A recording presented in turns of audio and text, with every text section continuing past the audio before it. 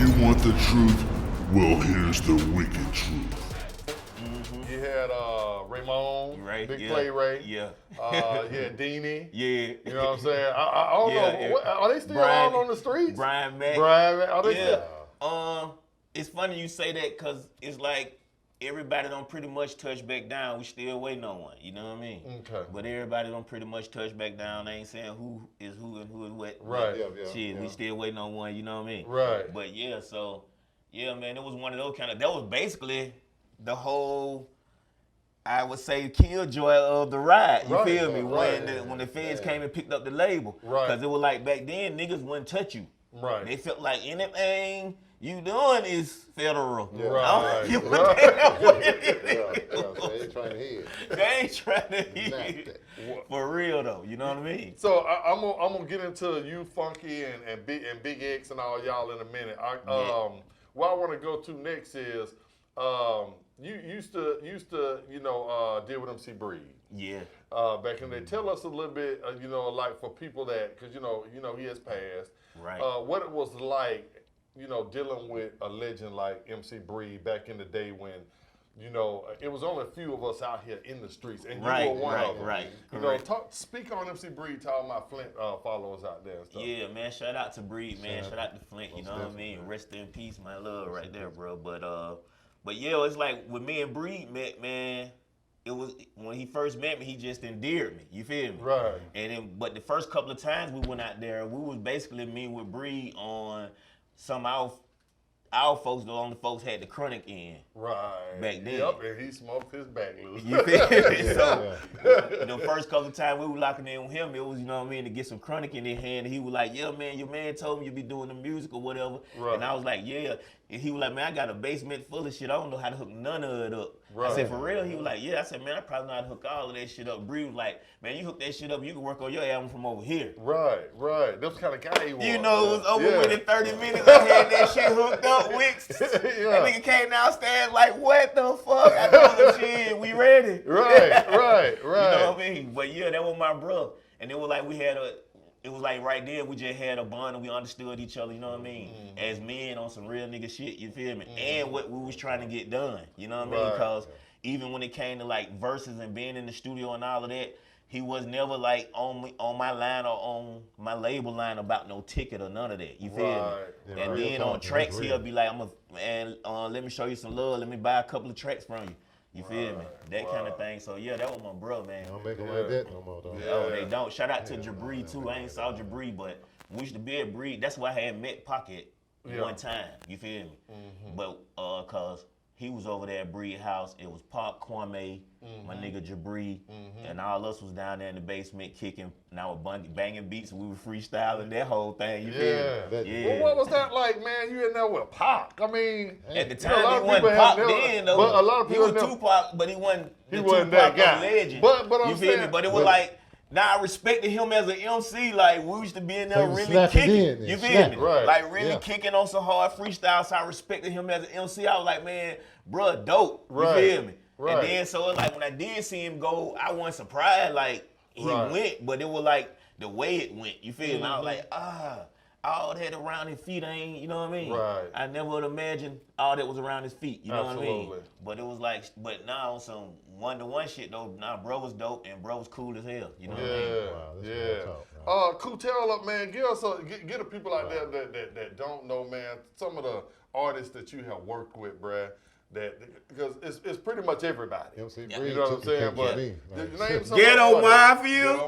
I already told him, Stack money. Yeah. See, this what I be talking about right here. This what I be talking about. This is what I be talking about right here. No, this is what I be talking about right here. We sit here talking to this man about some serious business.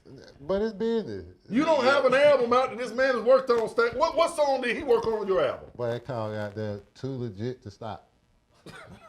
And we ain't gonna stop. My bro. finger in, put him out, man. You got one more of them right there. One more. And I'm telling you, I'm tossing you out. I'm getting sick. I'm gonna tell him to toss you out like this. We gonna talk out this, you know. But yeah, man, name some of the artists, man, that you know that you have worked with here in the city, bruh. But yeah, I guess leading up, but it'll be Young Bloods and Gilp and Cujo, You just recently did one with Cujo. Yeah.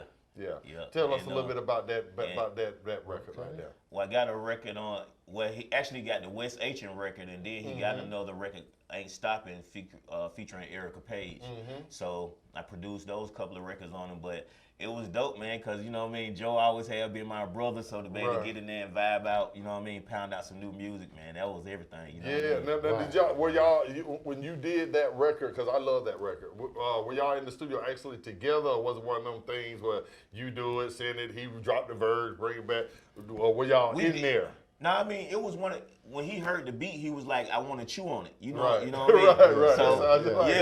So, so I had sent him the beat, and then he was like, yeah, man, I'm going to go on and just lay down what I got while I'm feeling it. And I told him, yeah, get it done, and then just bring it back to me. So it still felt like we was right there together through the whole process, because once the record was ready, he brought the record back to me for mixing and mastering, and hey, you know what I mean? Well, the rest is history. Yeah. Man, we gotta fast forward a little bit, man. I got to talk about, you know, say your relationship between, you know, coalition DJs. Y'all are the #1 DJ movement. That's real. To me in the country. Right. The biggest DJ coalition. Y'all do New Music Mondays.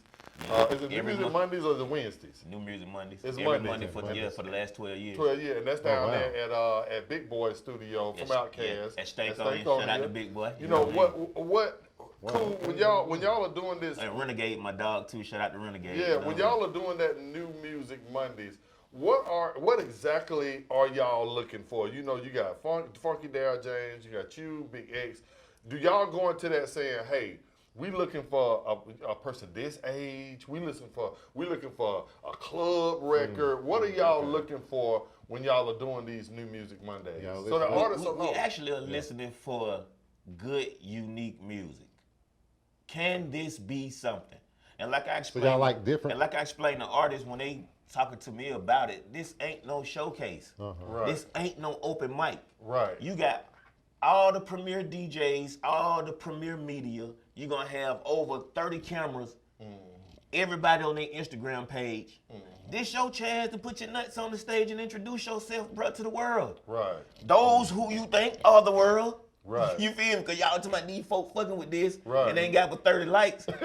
So let's put you around some folks for real, where you'll be on all these Instagram accounts at one time live on all these cameras, letting all these DJs hear you, all this media hear you. Right. This show, here you go, bro. Nigga, I'm coming. That's right. That's what it's supposed to look like up there. Right. That I hope y'all fuck with it. Right. You feel me? Right. No, so it's like, sometimes we'll have New Music Monday where the shit just sound like a long ass mixtape. You know what I mean? Everybody sounding the same. The same flow and the same auto tune. Right. Damn near. Some of it be the same YouTube beats too. You feel me? Some of it be the same YouTube beats too. And then, but we be having those unique ones that come through, which is like Megan and Erica Banks and Keed and you name them, Baby. The Baby, Lil Baby, you feel me? All the way through, you get those ones that come through there and they do New Music Monday, and you like, that's something. That's something. That's gonna be something. You know what I mean? Right. And when you hear that and you say that's something right there, what's the next step for y'all? Do y'all take that unsigned artist and knowing he ain't really got a lot of money and start playing this record or serving this record, or do y'all tell him to get his weight up? How does it just really depends on his situation and then what because like most of the time if artists don't really understand how the play go, it ties up too much of our time to try to bring you up to speed on what's got to happen with publishing. We're gonna put the record out, we're gonna distribute it. This how the royalties gonna break down. Ooh, bruh. You feel me? Because then there you go, right that there. side of it, you trying to get them up to speed, it always become a headache. But long as if you can find them right artists that understand and they like, yeah, bro, I'm ready to mash. I already know, you know what I mean? It's gonna take this for the publishing. It's gonna take this for Roy. It's gonna take this. Like then it's a lot easier. And then some of them already have situations that they trying to really bring to life.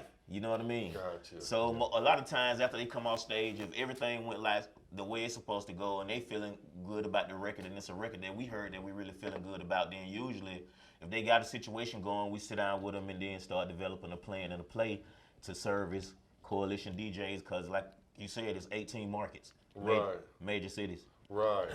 Wow. Yeah, y'all are everywhere. Talk to me about, you know what I'm saying, the relationship that you have with DJ Funky and X, because y'all are, you know, like the main three. Plus, you know, you got Greg Street in there that supports everything that y'all do. Yeah, Funky and X they're the CEOs of Coalition DJ. Right. You feel me? Right. So me, I kind of just handle litigation tactics mainly from Funky side. You feel me? And then X got his management in place for what he do from his side. You know what I mean? Shout out to Street Politician too. Right. And Mike over there at Coalition, because they do a good job of being able to organize and stay on top of New Music Monday and clients and our priorities and that kind of thing that's working in the system. So it works itself. It kind of works itself in that situation where when we dealing with each other, everybody understand what has to happen. Right. Now, cool. When you get an artist and let's just say that, you know, and I'm speaking to the artist now. He has a good record. He may have the it factor, he or she, but their attitude is all wrong. They feeling like they coming to, you know, cool, like you owe them something. How do you check a young artist and put him in place? Do you mentor him, or do you just say, you know what, fuck you, I ain't fucking with you, or do you? Now I tell them 300 records come out every day. Which one is yours? Right. 3,000 records in 10 days. 6,000 in 20. 9,000 in 30. Which one is yours? Yeah, you smart, boy. Right. Which one of them out that 9,000 is yours, dog? Right. I know I ain't never heard it, nigga. Right. So stop, bruh. Like, stop. Let's get to play together. You feel me? Right. Do real music business. Because 300 records come out every day. Yeah, right. By the time we don't went through a month, nigga, 9,000 people thought they were it. 9,000 people thought. You hear that right there? We got to put that on the shirt. Really? 9,000 I'm going to make a shirt tonight. People 9,000 people thought they were it. They were it. 9,000. Cause I thought I was it yesterday. We knew you wasn't shit, Stat. We knew that from the beginning. And 8,999 people were before me. I hate y'all. Hey, we gonna get ready to take this break, man. We coming back with Mr.Ku, man. We're gonna dive into some serious stuff. You know what I'm saying? We're gonna take this little commercial break. Stat. And not start drinking. I want to hear about when we come back. He talking about don't ask him about that. Don't ask him about that. I want to hear about Grind Boss. Hey. I want to hear about Grind Boss. Yeah. Don't look, cool. Hit him, please. Just hit him for me. I'll pay you. Just tell me how much it cost to hit him one time. We'll be right back, man, with Mr.Ku, man. Yes, sir. You want the truth? Well, here's the wicked truth.